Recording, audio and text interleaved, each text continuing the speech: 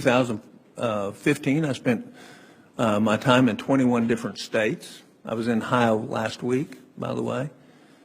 And America doesn't trust you anymore. That's the truth. Because they don't see the actions coming out of Congress that should be coming out. And that doesn't mean that they're right all the time, but you've lost their confidence. And that's not one party, that's both. Right now, the unfunded liabilities of this country with its debt is $142 trillion. That's $1 million per family, or that's $1 million per taxpayer. Either way you break it down.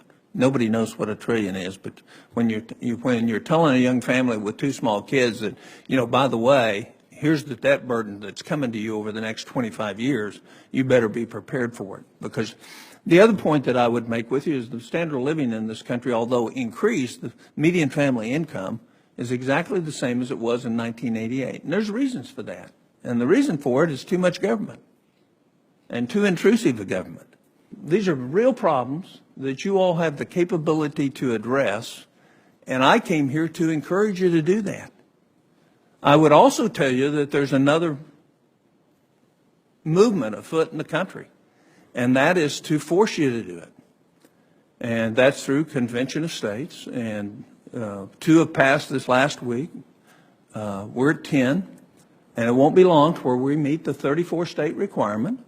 And we will have a convention of states, and then we will make recommendations to the states, one on a balanced budget amendment using generally accepted accounting principles with very little wiggle room that will force you. It'll give Congress the backbone to do what they need to be doing in the first place.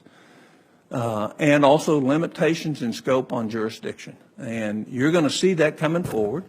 And that now has 1,700,000 activists following it every day, involved in it, 650,000 actually working at state capitals. One of the things the American people are asking, quite frankly, is you have an oath.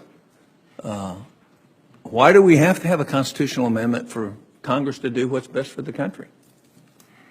And they have decided that Congress can't do what's best for the country, so they're going to do it themselves under the Constitution. In other words, the Constitution actually is the powerful tool with which to solve the problem of our country.